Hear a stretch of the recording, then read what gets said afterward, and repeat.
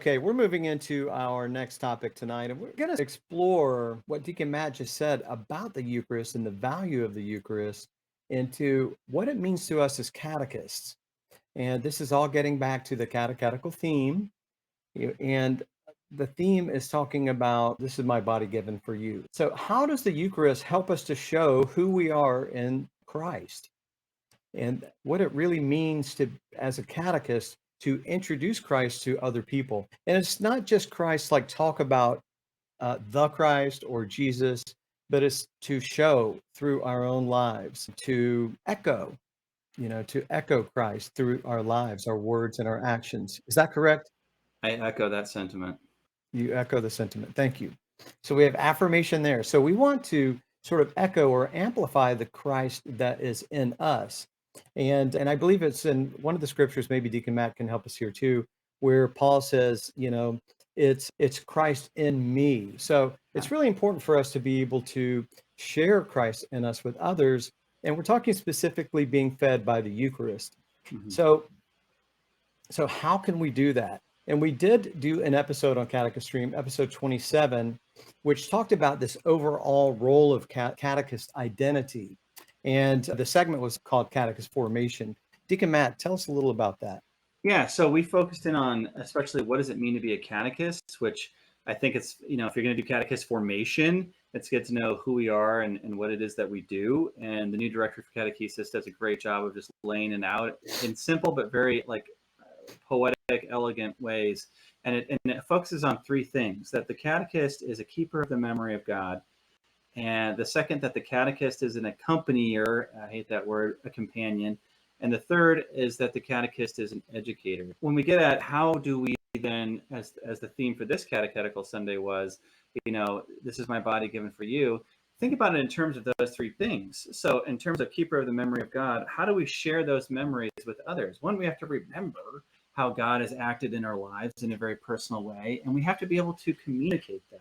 And not only just pull up some information from our brain, and say this happened, and whatever, but to do it with conviction and to do it with a sense of commitment. This is God that acted in my life, and this did happen.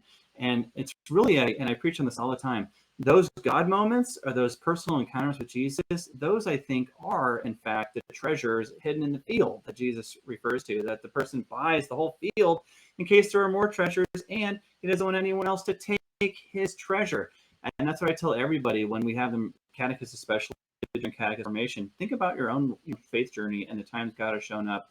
Own those times and never let anybody take those away from you, because those were real encounters with God. So that's kind of how we're thinking about today's show in terms of this is my body given for you. How do we share that witness with others? How do we keep the memory of God and share it? How do we accompany? Steve, what do you think about that? Like, how do you see accompaniment aligning with this theme for Catechetical Sunday? Well, I think there's a very strong correlation between being Eucharist and accompanying others. We have to remove our sandals while we're in the presence of others. We want to humble ourselves. We want to recognize diversity where it exists. And that means embracing differences of, what people look like or how they think, what they may say, and be open, open ourselves up to encountering people that are different from us. If we all hang around each other and agree and look the same, that's a pretty bland and boring world. And we can't really evangelize others if there is no difference of opinion. So we need to respect where someone's coming from. I think respect would be another key word. Respect what people think and feel and say, even if they can't defend it. It's not about slaying others. It's about listening. There's another attribute I would say, listening to others, and then, earning the right to be heard. At that point, we can offer something contrary to what they're saying that might help them to see something in a new way. Sometimes they just need to be convinced by someone else. Yeah, you brought up some great points, some great actions of accompaniment, and listening in particular is an art form. It's at a premium these days. Is anyone in politics listening to anybody? Is anybody in society listening to anybody? I don't know. And is the church listening to not only the Holy Spirit, which we should all be bending an ear to, but are we listening to each other?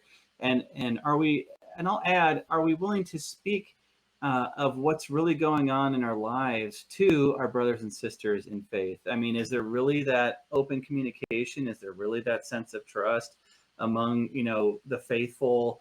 In some places, sure, and in some groups, and whatever else. But overall, is there a sense that when you belong to the Catholic Church, it's like you really know that you belong to this body of Christ? Again, connecting with the catechetical theme. I don't know. I'll tell you who knows is the Pew Research Center, who in 2013, 14, 17, 19 has told us, we're losing people left and right. And one of the primary reasons is they don't feel connected. They don't feel like they belong. Yeah. Yeah, the term comes back, radical hospitality. Oh, I love it. Where we need to be excited that others are at church, whether or not they look like us or think like us, that people are showing up, and we need to show the gratitude and welcome people in. There's nothing that speaks to us more than when someone sees us and hears us, right? They recognize that we're there. As a youth minister, I spoke to high school students, even the quiet ones, the wallflowers, whatever, to make sure that they knew that I saw that they were there. And I never wanted anyone to leave feeling like it wouldn't have made a difference if I didn't come. Right. So just a simple gesture can make that difference. Absolutely. I direct RCA. I've done it for a number of years now, and in different dioceses, large groups, small groups, one person. But it's a great way to keep your ear to the ground as a minister, because these are the people that are checking out the church or coming into the church or have been in the church, but are making that next step to being fully in communion with the church. And they'll let you know, what they see and hear, what they don't see and hear, and what they expected to see and hear when they became part of this community, meaning your parish. And it's really a humble pie every single year. I'm reminded of why we're not welcoming, how we didn't meet you when you got online and checked out our website. There's nothing there that really welcomes you into our parish. So there's just different things. It's been a wonderful, it's been humbling, but more than that, it's been a great school for me to try to keep up on that accompaniment. Yeah, something else that comes to mind, Deacon Matt, is my wife is a nurse. She's a nurse manager at a local hospital. And part of their training is, and I'm not going to get the title of this correct, but we watched a short video the other day where it's basically you're encountering people in the hospital. That's the context of the video. And every one of them has a little bubble over there that says, just lost a pet, going to visit my terminally ill father, whatever it is, celebrating a wedding. Like everyone has something that's pretty major going on in their lives, which is probably not overstating things. And to really try to tap into what is happening with people. Sometimes we're sharing events from our own lives, but being sensitive to others who are experiencing things in their own life is a great way to be Eucharist to others. And I would add too, that's a great point. That's a great point. And I would add not only these fertile active times in our lives, but like times when nothing's going on. Like that's also fertile ground for evangelization, because you start asking questions like, well, what's the point? What's all this about? What's it all for? It's just another day, it's just another week. Have you thought about faith? Have you thought about God? Have you thought about the meaning that religion can provide your life? Not to mention that God in fact exists and will in fact save you through Jesus Christ. Yeah, it's both places, busy times, milestones, and also times when there seems to be nothing going on. What's the point? All great moments for evangelization, for catechesis. Definitely all great moments. And it's making me think that we have a responsibility.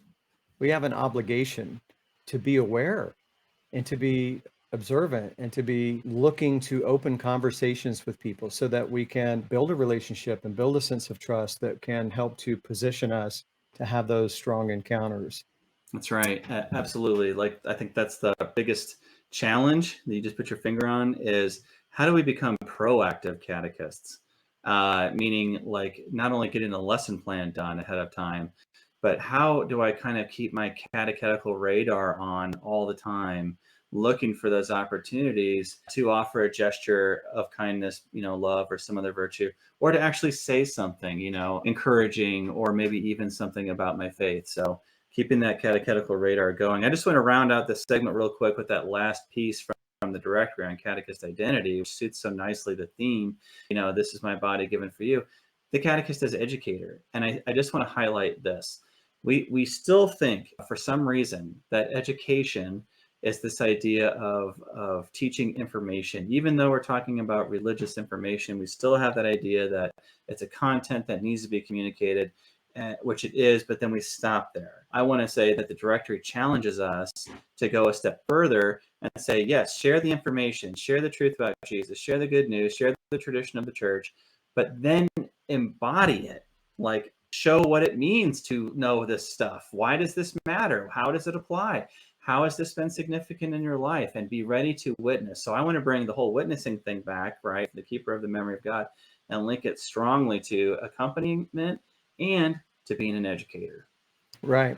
And it's almost like we're disciples of Christ who have, by virtue of our baptism, the obligation to go out and evangelize and to share the good news of Jesus. I think I heard somebody say that before. Maybe it was Jesus. Yeah. So speaking of disciples, right? How would we categorize? We used the taxonomy recently. How would we categorize, disciples? Like, who really should be doing what we're talking about? I don't know. Yeah. It's somewhere in between there. But the point I want to make is the first group of disciples, which is the largest, and Francis kind of brought this point home in that motu proprio about the institution of catechists, is it's all the baptized are called to be these prophetic witnesses of God. And a prophet, again, is not somebody who is like a fortune teller and predicts things, although there are some predictions that prophets make in the Bible or in the Old Testament. Primarily, they're God's mouthpiece, and they keep recalling Israel back to fidelity to God's covenant. And the New Testament prophet, i.e. you and I, as we're baptized, the liturgical rite says, I baptize you priest, prophet, and king. That prophetic role is for us to call people back to fidelity to that new covenant in Jesus Christ. That's the responsibility of all the baptized. Yeah, and we just got a note from our show producer Debbie, who said that was the proclamation was made May 11th, 2021. So all the baptized. So think about that. That's almost mind blowing. It's like we know this, but to sit and think about it, we all have that responsibility, and It's also a privilege. It's not a burden on us. It's something that we do joyfully. Right. That we can go out and share our faith with others. Another category of disciples that falls under all the baptized, obviously, would be children, I think. And how often do we think about children as going out and evangelizing and witnessing to others? Anyone that's been around children receiving First Communion, no matter what grade level it is, recall mind-blowing conversations because of the faith of those children who are preparing and receiving for the sacrament, receiving the sacrament. And they are at a perfect stage to be able to go and witness to others. When our son, this is just a thought that just came to me, when our son was receiving his First Communion, our next door neighbor was around the same age, but had never been baptized. They go to a Protestant church. And they obviously had conversations at home, and his son decided that he wanted to go profess his faith in Jesus and get baptized in their church. And it was an amazing thing to hear about, because it was hearing about our son's First Communion that prompted him to make a decision on his own faith. And so while they're not Catholic, he was still making a decision for Jesus, for Christ.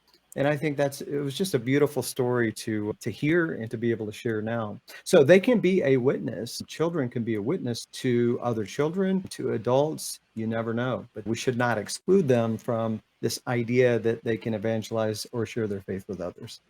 Yeah, I think about too, like every now and then you see this on TV or as a commercial. I remember that show, children say the darndest things, but what stands out in my mind is like when you have a child who really vocalizes wisdom. So right. And reminds adults that you need to be more like adults. And so we have, like I mentioned earlier, kind of just the political vitriol that's going on now. No one's listening to each other.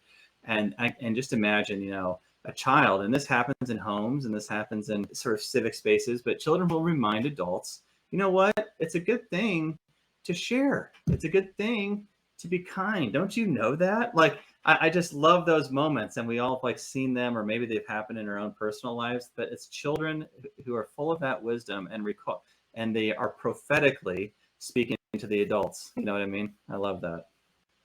Yeah, absolutely. And adults have a role to play, I think.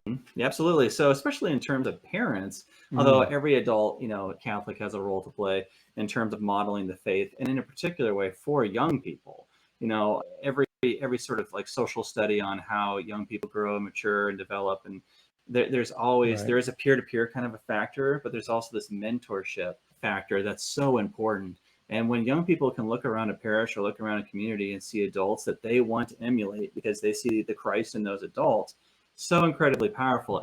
And parents have this privilege, I'll use your word from earlier in the show, they have a real privileged role to play with their kids. We always say, they're the first formators in the faith of their children. And yet we know there's such a dearth of parents out there who feel qualified, who feel comfortable and confident and competent, to do this. And so that's really the heavy lifting that needs to be done to support adults as catechists.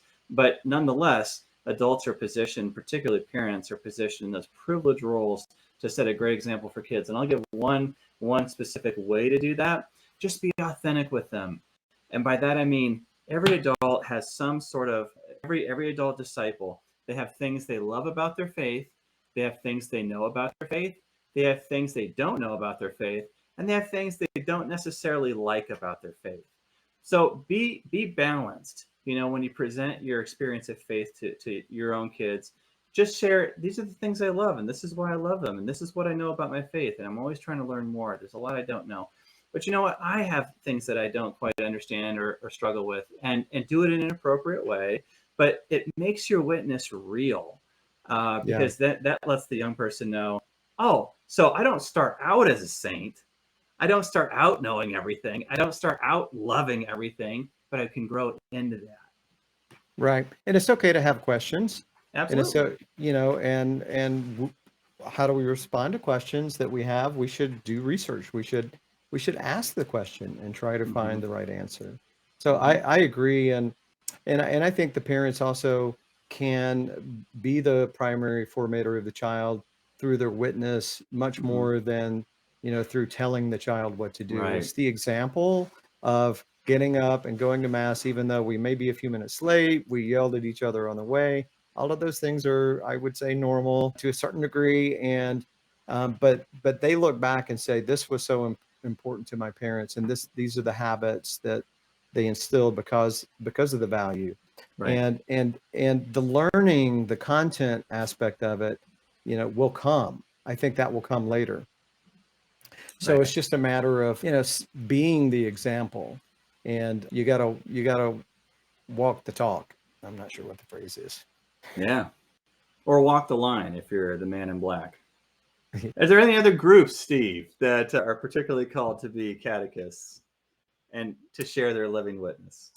Well, to be catechist and to share their, how about catechist? How about catechists? Yes. I mean, this show is devoted to you, and what a wonderful opportunity that you have to share Christ, the Christ in you, with the students with whom you minister. Share those stories, be that example. Let them see you at mass, attend mass with your class, set up periodically opportunities to go to mass together, or take them to adoration for some of your class occasionally, whatever it is. Make the direct connections and challenge the children in your class to be active participants in their faith, because it's not hearing about Jesus, it's not knowing what takes place in the mass as much as it is when we are praying to Jesus, when we are living a spiritual life, a sacramental life. Are you praying at mass? Are you listening? Are you helping to prepare them to make a connection with the readings at mass? Are you encouraging them to be servers or whatever your parish may allow, or your school? You have a prime opportunity in your role to make an impact